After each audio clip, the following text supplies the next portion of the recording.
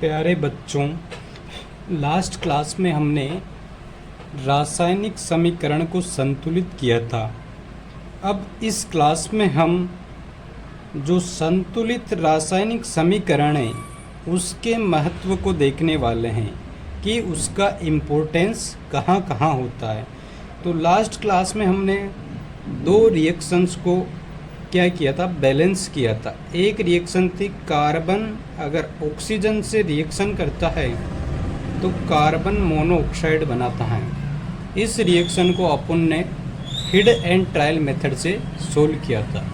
और दूसरी रिएक्शन थी अपने पास, अगर आयरन को जल से रिएक्ट कराते हैं या आयरन को वायुमंडल में खुला छोड़ देते हैं तो क्या होता है, Fe3O4 मैग्नेटाइट का निर्माण होता है और हाइड्रोजन गैस उत्पन्न होती है। इन दोनों रिएक्शन को अपन ने बैलेंस करना लास्ट क्लास में सीखा था।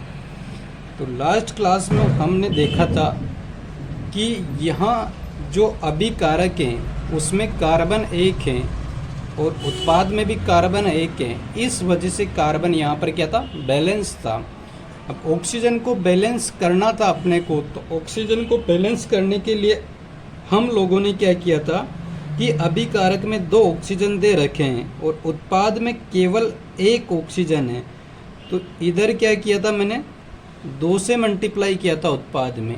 अगर उत्पाद में मैं 2 से मल्टीप्लाई करता हूँ तो मेरे सामने लोचा हो जाता है। क्या लोचा हो जाता है, उत्पाद में 2 कार्बन हो जाते हैं जबकि अभिकारक में क्या है, एक ही कार्बन है।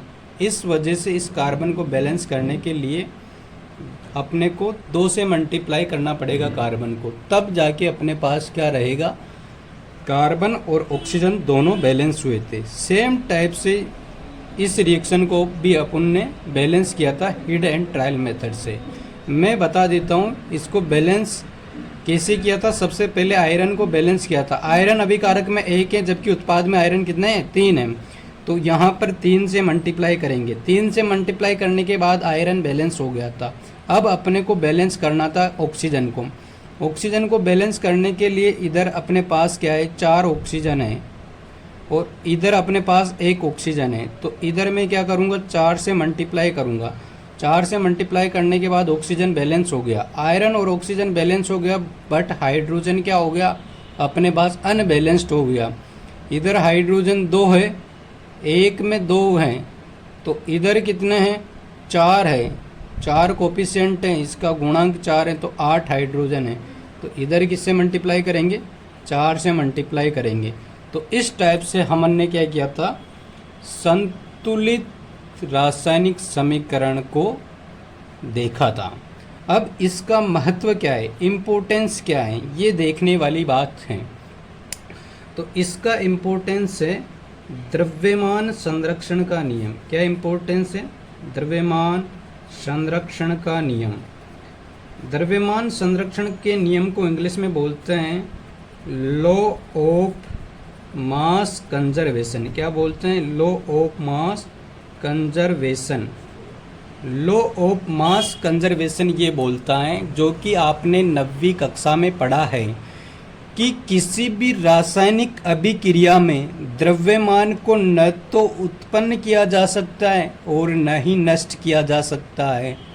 अर्थात किसी रासायनिक अभिक्रिया में अभिकारकों के तत्वों का कुल द्रव्यमान और उत्पादों के कुल द्रव्यमान हमेशा बराबर रहेगा, नियत रहेगा। तो द्रव्यमान संरक्षण का नियम क्या बोलता है, द्रव्यमान को न तो उत्पन्न किया जा सकता है और न ही नष्ट किया जा सकता है। बस उसको क्या कर सकते हैं, उसको अभिकारक में जितना द्रव्यमान है वही उत्पाद में द्रव्यमान होना चाहिए। तो इसका मतलब यह है कि अभिकारकों का द्रव्यमान बराबर उत्पादों का द्रव्यमान। अभिकारकों का द्रव्यमान, अभिकारकों का द्रव्यमान क्या है, mass of reactant equals to उत्पादों का द्रव्यमान, मास ऑफ प्रोडक्ट्स, उत्पादों का द्रव्यमान। यही द्रव्यमान संरक्षण का नियम है। हिंदी में क्या बोलेंगे? द्रव्यमान को न तो उत्पन्न किया जा सकता है, द्रव्यमान को न तो उत्पन्न किया जा सकता है और न ही नष्ट किया जा सकता है, और न ही नष्ट किया जा सकता है, और न ही नष्ट किया जा सकता है। मतलब अभिक्रिया होने से पहले का द्रव्यमान और अभिक्रिया होने के बाद का द्रव्यमान हमेशा नियत रहेगा, कांस्टेंट रहेगा। या दूसरे शब्दों में ऐसे बोल सकता हूँ कि रासायनिक अभिक्रिया से पहले और उसके पश्चात प्रत्येक तत्व के परमाणुओं की संख्या समान रहेगी। क्या बोल सकता हूँ? रासायनिक अभिक्रिया से पहले तथा रासायनिक अभिक्रिया के बाद में परमाणुओं की संख्या हमेशा क्या रहेगी? समान रहेगी। यही क्या है? द्रव्यमान संरक्षण का नियम है। तो किसी भी रासायनिक अभिक्रिया को संतुलित करने के लिए द्रव्यमान संरक्षण के नियम का पालन होना चाहिए, अर्थात अभिकारक में परमाणुओं की संख्या तथा उत्पाद में परमाणुओं की संख्या समान रहनी चाहिए। तो जैसे मैं आपके सामने कुछ रिएक्शन लिख रहा हूँ, उससे आपको बताना है। जैसे अपने पास हैं हाइड्रोजन और क्लोरीन। क्या है अपने पास? रिएक्शन है हाइड्रोजन, दूसरा पेन चेंज कर लेते हैं। रिएक्शन अपने पास है हाइड्रोजन प्लस क्लोरीन मिलकर क्या HCl हाइड्रोक्लोरिक अम्ल बनाते हैं। क्या बनाते हैं? हाइड्रोक्लोरिक अम्ल बनाते हैं। तो द्रव्यमान कब संरक्षित रहेगा? जब अभिकारक में परमाणुओं की संख्या और उत्पादों में परमाणुओं की संख्या समान रहेगी। तो इधर देखिए ध्यान से, अभिकारक में हाइड्रोजन के कितने परमाणु हैं? 2 परमाणु हैं, जबकि उत्पाद में कितना है? 1 परमाणु है। तो यहाँ क्या करेंगे? 2 लगाएंगे तो यहाँ पर 2 हाइड्रोजन हो गया और इधर भी 2 हो गए। बट क्या हुआ? यहाँ पर क्लोरीन 2 थे, यहाँ पर भी क्लोरीन 2 हो गए। इस वजह से हाइड्रोजन और क्लोरीन अपने पास क्या हो गए? बैलेंस हो गए। तो इसको लिखेंगे, कैसे लिखेंगे? इसको लिखेंगे हाइड्रोजन गैस किस रूप में होती है? H2 के रूप में होती है। क्लोरीन गैस किस रूप में होती है? Cl2 के रूप में होती हैं। और हाइड्रोक्लोरिक अम्ल क्या बनेगा? हाइड्रोक्लोरिक अम्ल बनेगा। अपने पास क्या बनेगा? उत्पाद हाइड्रोक्लोरिक अम्ल बनेगा। अब दूसरी रिएक्शन जैसे उसको आपको क्या करना है? बैलेंस करना है। तो सेकंड रिएक्शन है जिसमें द्रव्यमान संरक्षण के नियम का पालन होना चाहिए। जैसे कैल्शियम ऑक्साइड प्लस CO2 की बात करते हैं, तो इसमें क्या होता है? कैल्शियम ऑक्साइड एक अभिकारक हो गया और दूसरा अभिकारक हो गया कार्बन डाइऑक्साइड। इन दोनों अभिकारक आपस में क्रिया कर एक नया उत्पाद बनाएंगे, कैल्शियम कार्बोनेट। अब इसमें अपने को द्रव्यमान संरक्षण के नियम को देखना है। इधर देखो ध्यान से, इधर एक कैल्शियम है तो इधर भी एक कैल्शियम है, इधर सिंगल ऑक्सीजन है, इधर भी 3 ऑक्सीजन है।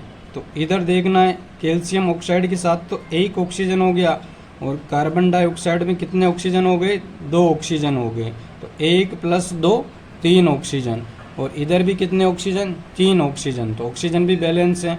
अब कार्बन की बात करेंगे तो कार्बन देखो, इधर 1 कार्बन है और इधर भी 1 कार्बन है। तो अभिक्रिया क्या है? बैलेंस है। तो यहाँ द्रव्यमान संरक्षण के नियम का पालन होगा। कैसे पालन होगा? कैल्शियम का परमाणु क्रमांक कितना होता है बच्चों? कैल्शियम का परमाणु क्रमांक होता है 20।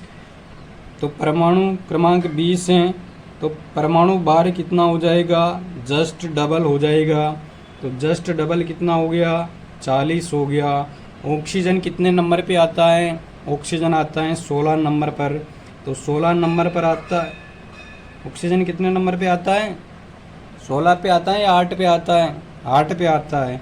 तो परमाणु भार जस्ट डबल, तो 16, तो 14 ग्राम प्लस 16 ग्राम, एक अभिकारक का द्रव्यमान कितना हो गया? 56 ग्राम हो गया। दोनों को ऐड करेंगे। वैसे ही कार्बन डाइऑक्साइड का द्रव्यमान अपने को निकालना है। तो कार्बन का परमाणु क्रमांक 6 होता है, तो परमाणु भार हो जाएगा 12 प्लस अपने पास ऑक्सीजन कितने हैं? 2।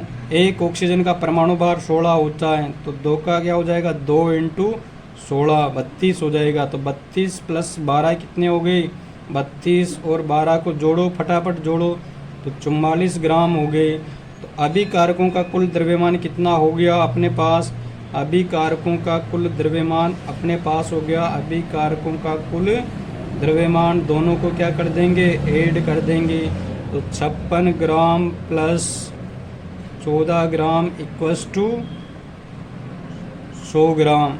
तो उत्पाद भी अपने पास क्या बनना चाहिए? 100 ग्राम ही बनना चाहिए, तभी द्रव्यमान संरक्षण के नियम का पालन होगा। तो पक्का पक्का इसका रिजल्ट भी क्या आएगा? 100 ग्राम ही आएगा।